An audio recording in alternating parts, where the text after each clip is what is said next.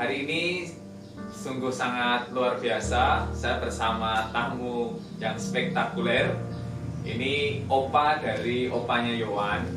Dan saya pengen untuk kalian mendengar sebuah cerita yang sungguh menakjubkan dan itu memberkati kita semua. Namun sebelumnya saya akan membantu untuk menjadi host di sini dan nanti kita akan sedikit banyak mendengar cerita dari kesaksian opa kita gitu. Nah sebelumnya kita akan bertanya terlebih dahulu. Opa boleh perkenalkan diri dulu opa. Sudah. Ini nama gereja Cornelis Adrian Jawa.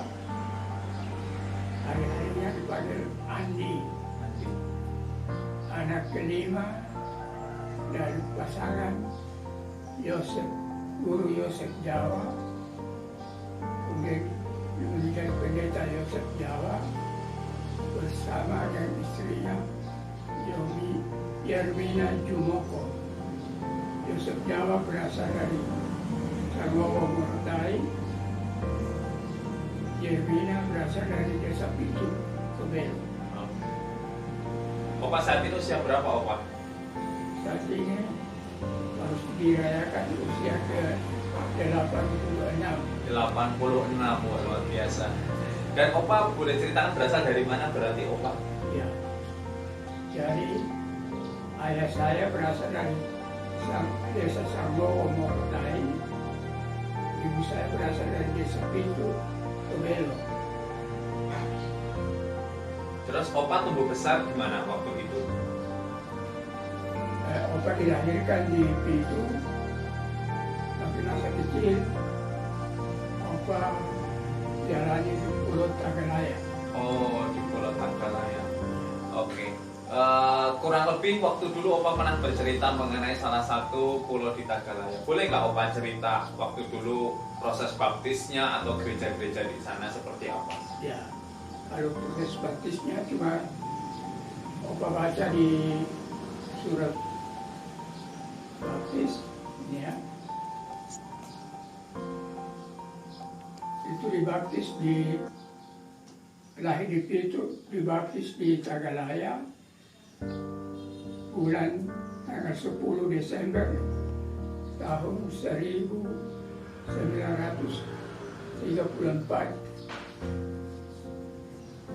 Wow. Oke. Jadi itu sudah lama sekali 1900. Pembaptis itu pendeta Cornelis Adrian Bot. Jadi namanya dikasih saya. Oh, ya. Oke. Dan berarti waktu itu opa di Tagalaya ya? Iya, jadi dibaptis di Tagalaya. Oke. Bisa nggak opa ceritakan sedikit tentang gereja Tagalaya? Agak panjang memang. Tapi apa ya, singkatnya begini. Jemaat Tagalaya belum punya gereja permanen. Jadi sehari-harinya ibadah pagi anak ibadah sore jam 6 sore di sekolah tidak jauh dari rumah kami. Lalu jemaat berencana untuk mendirikan rumah ibadah permanen, tapi mengingat Tagalaya itu kurang bahan karang dan tenaga kerjanya, katanya mungkin paling tinggilah 10 orang tenaga laki-laki dewasa. Dan untuk batu karang harus diambil dari pulau tetangga, yaitu Pulau Kekara. Kira-kira kalau yang kawin dari orang tua tidak sampai setengah jam sudah tiba tempat karang itu. Tetapi Tuhan mendengarkan rencana mereka. Lalu satu sore, ini cerita dari mama saya sendiri. Ya. Suatu sore gelombang pasang ya, air pasang dan membawa seluruh yang dibutuhkan oleh jemaat yang buat batu karang. Ya. Itu sepanjang satu malam, mulai dari jam 6 kira-kira, air mulai pasang. Itu disaksikan oleh seorang muslim dari Tidore, namanya Borou, dan istrinya Hadid. Katanya Ibu Hadid menangis karena dikira ini sudah mau kiamat. Nah, lalu air itu perlahan-lahan naik sampai besoknya kering, dan apa yang dibutuhkan oleh jemaat yang tadinya berencana ke Kakara sekarang sudah tersedia di pantai dan pohon-pohon kelapa, di bawah pohon kelapa, bahkan mungkin sudah sampai di kota ya, di desa. Jadi tenaga kerja yang sedikit sekarang dibantu oleh Tuhan sendiri, sehingga kemudian anak sekolah dan ibu-ibu boleh bekerja sama membawa batu karang itu ke lokasi gereja yang kira-kira hampir di pertengahan desa, di tempat yang akan ketinggian. Ya. Sampai sekarang ini. Luar biasa. Jadi ketika saat gereja itu bergumul mengenai membangun gereja dan membutuhkan batu karang, Ya. tiba-tiba Tuhan kirimkan melalui air pasang sehingga batu karang itu ternyata sudah sampai di dekat bangunan gereja itu ya Bapak. Banyak seluruh desa sudah ada, dan ini dibantu oleh ibu-ibu dan anak-anak sekolah. Sehingga banyak orang bisa berbondong-bondong untuk membangun gereja itu bersama-sama Bapak. Waktu air pasang itu ikan-ikan bagaimana Pak? Apa batu karang aja atau ada ikan-ikan lain? Ikan berenang-renang di dalam kamar. Jadi ikan tinggal diambilin aja di daratan gitu Iya. Pak? Jadi Opa namakan Pulau Tagalaya itu surga untuk Andi. Surga untuk Andi. Ya. Ya, semua pada murah. Sudah mendapat. Pulau Tagalaya itu berada di Tobelo atau di Morota? Di Tobelo. Oh, di Tobelo. Salah satu dari empat pulau yang berpenduduk. Oh, Ya, di Maluku Utara ya? di Maluku ya. Pasti depan kota Tobelo. Oh, iya. Oke, dan waktu itu apa? Waktu kejadian tersebut di tahun berarti berapa? Sekitar 1935-an atau? Ya, saya kira sekitar itulah. Ya. Tidak sebelumnya. Karena kalau tidak salah Opa dibaptis di gereja itu. Oh, berarti sekitar 1930-an ya? Iya, kira-kira ada mungkin. Dan itu ketika terjadi air pasang seperti itu, terus batu karang pada datang semua, hal mujizat apa yang terjadi selanjutnya Opa setelah itu? Jadi itu sudah mujizat pertama ya. Ya. Lalu pokoknya bahan-bahan gereja sudah ada, kayu-kayu apa, jadi tinggal ya ini bukan mujizat lagi, tapi bantuan semen dari sendingnya di kota Tobelo, dan akhirnya gereja itu bisa dibangun. Jadi bayangkan, saya pikir menurut surat baptis ini, saya baptis di Tagalaya ya. Iya, di Tagalaya. Ya, tanggal 10 Desember. Tanggal 26 Oktober 19. Saya lahir itu, Oh. hari kelahiran 20. Oh ini 30 Desember Ya, 1934.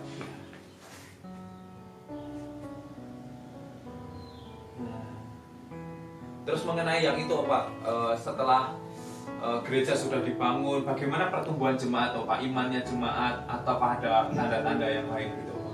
Jadi menurut mama saya, jemaat Tagalaya awalnya sudah murtad, Murtad, sudah murtad. pindah mau muslim. Ya, tidak sampai jadi tapi dan kafir. Oh jadi kafir. Ya, karena muslim tidak berpengaruh jauh. Nah, jadi kalau dia salah, dia Jawa itu nikah, ini ditugaskan di Jemaat Tagalaya. Itu sekitar tahun berapa pasti aku begitu paham ya. Nah, pokoknya beberapa anak-anak dilahirkan di sana.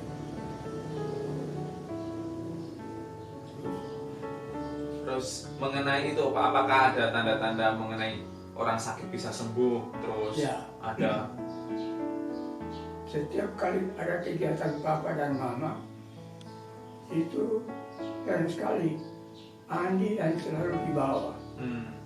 Sehingga Andi bisa menyaksikan orang melahirkan lalu meninggal, orang sakit lalu disembuhkan.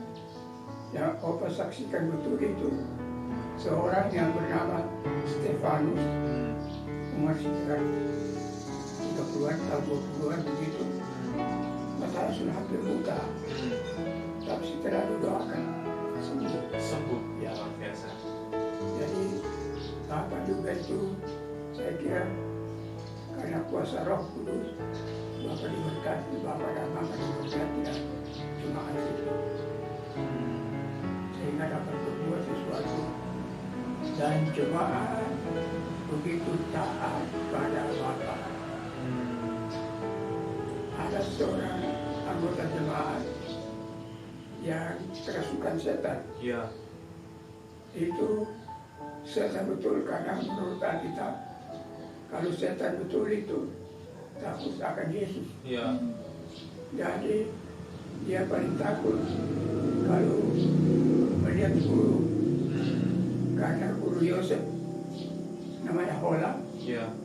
Guru Yosef kalau datang dia katanya pasti menyiksa. Jadi saya pikir betul-betul seperti dalam Alkitab Iya. bahwa setan itu kalau melihat Yesus betul-betul tersiksa. Iya. Ya. Jadi Hola itu betul-betul dia kerasukan setan. Karena menurut Mama kalau dia keluarkan lidah sampai ke telinga. Ya. Tapi ketika itu Hola bisa sembuh atau bagaimana Pak?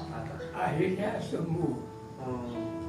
Tapi lama mungkin kami sudah pindah baru dia masuk Kristen atau tidak. Tapi tahun 2015 saya masih ketemu saudara laki-lakinya, ada laki-lakinya. Dia bilang memperkenalkan diri, saya adiknya Hola, sudah Kristen. Wow, puji Tuhan. Jadi sekian lama kasih Tuhan ya Pak, Ya. sungguh menyertai keluarga Hola itu Ya. sampai mengalami pertobatan yang luar biasa. Ya. Kalau boleh pesan Opa, kalau mengenai iman tadi yang sudah Opa ceritakan, kejadian-kejadian di mana Tuhan terlibat di gereja tersebut, kalau Opa boleh ngasih pesan terhadap gereja-gereja hari masa kini, kira-kira seperti apa Opa? Opa bisa sampaikan seperti apa? Jadi untuk gereja-gereja masa kini harus lebih fokus pada pimpinan, harus lebih fokus pada iman jemaat, bukan kepada apa yang di luar itu. Karena jemaat terbangun, itu pasti semua akan berjalan dengan lancar. Bayangkan tahun 38 itu uang remis masih berlaku. Remis itu setengah sen, Ya. apalagi 1 sen. Sekarang, jadi saya pikir jemaat atau pemimpin gereja tidak usah khawatir dari mana mendapat dana. Asalkan mereka tekun meyakinkan jemaat bahwa Yesus itu ada, Yesus itu maha kaya.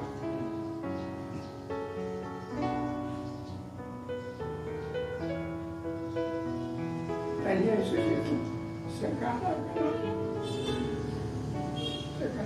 baru masih percaya. Ya. Yesus tidak pernah akan meninggalkan seorang